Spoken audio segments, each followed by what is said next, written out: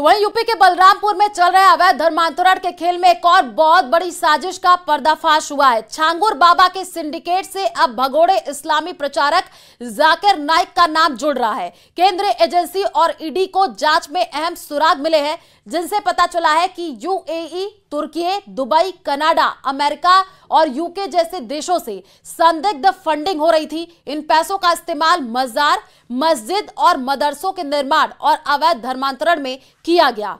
यह रिपोर्ट देखिए।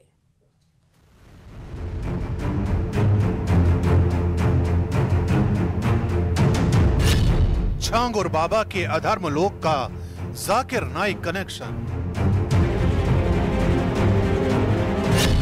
जांच एजेंसियों के हाथ लगे जाकिर नाइक से जुड़े सबूत। यूएई से यूके तक धर्मांतरण के लिए फंडिंग का नेटवर्क। यूपी के बलरामपुर से उठा धर्मांतरण का ये खेल अब देश के बाहर तक जा पहुंचा है। जांच में पता चला है कि धर्मांतरण से जुड़ी इस साजिश को अंजाम देने के लिए भारत नेपाल सीमा पर बसे जिलों को टारगेट किया जा रहा था। यहाँ गरीब और अनपढ़ लोगों को लालच, डर या भ्रम फैलाकर धर्म परिवर्तन के लिए मजबूर किया जा रहा था और इसके लिए फंडिंग आ रही थी विदेश से। यूएई, तुर्की, अमेरिका, कनाडा, यूके और इस्लामिक देशों से।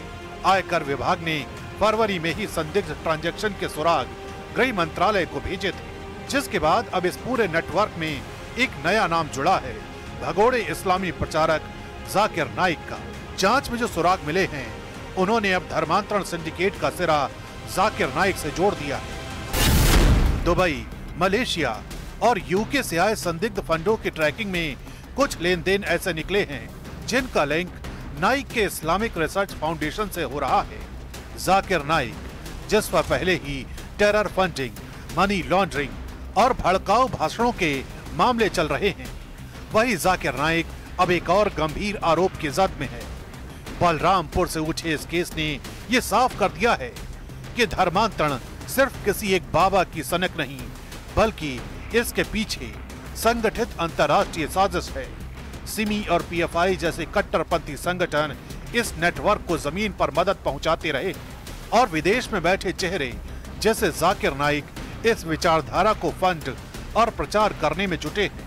धर्म के नाम पर मजार, मस्जिद और मदरसों का जाल बिछाया जा रहा है, लेकिन असली मकसद है सोच बदलना, मजहबी कट्टरता फैलाना और देश के भीतर विभाजन पैदा करना।